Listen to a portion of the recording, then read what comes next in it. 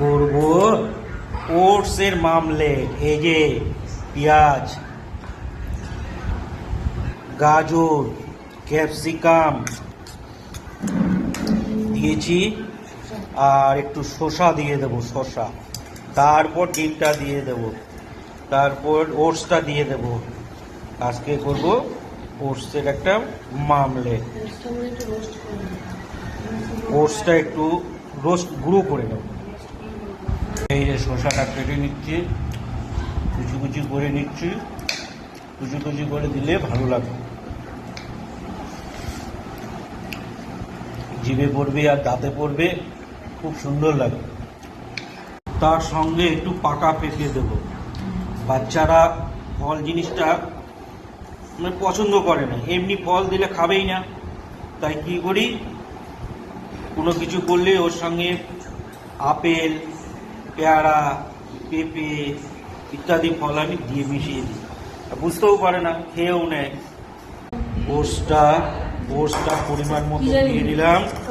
এবার এটাকে কাটবো। একটু গোলমরিচ দিয়ে নিলাম, লবণটা তো আগে একটু দিয়ে দিয়েছি, সঙ্গে কাঁচা লঙ্কা। এই ডিমটা দিয়ে নিলাম, এবার কাটতে হবে। এবার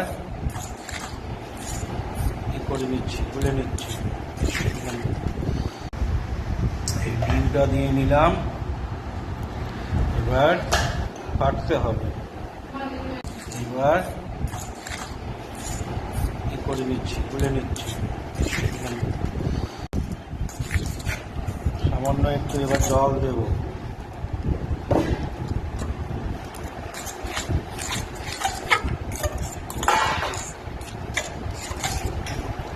ভালো করে ফেটে নিয়ে তারপর তেলটা একদম ভালো করে গরম করে তারপর এটা ছেড়ে দেব,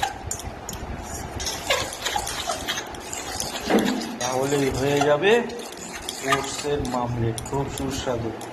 2 মিনিট রাখতে হবে। এটা 2 মিনিট রেখে দেব। ও সঙ্গে একটু দই দিয়েছি, দই দিলে একটু টক টক ভালো হয়। এটা হলো আমাদের বাড়ির, এই টিফিনটা হচ্ছে আমাদের বাড়ির ছোট ছেলে ডিজু দেব শর্মা।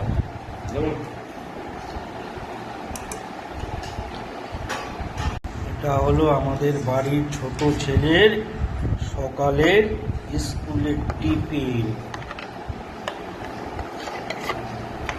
এটা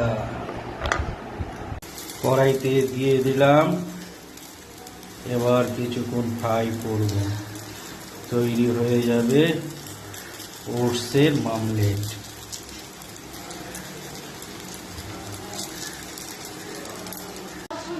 এই যে দেখি কি হচ্ছে,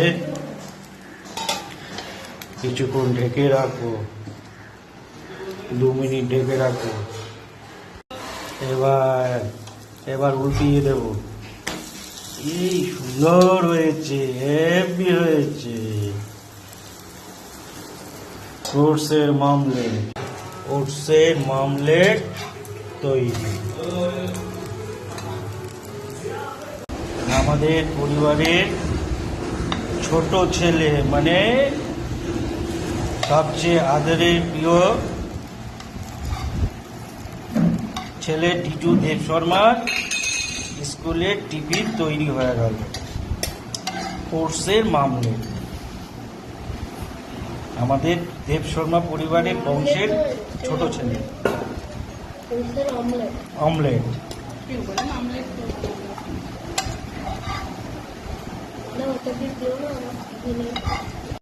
দেখি বাবা কেমন হলো তোর।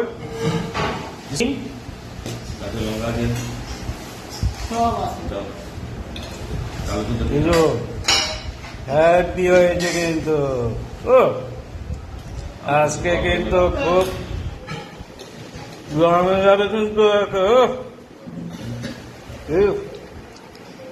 হেভি টিফিন হয়েছে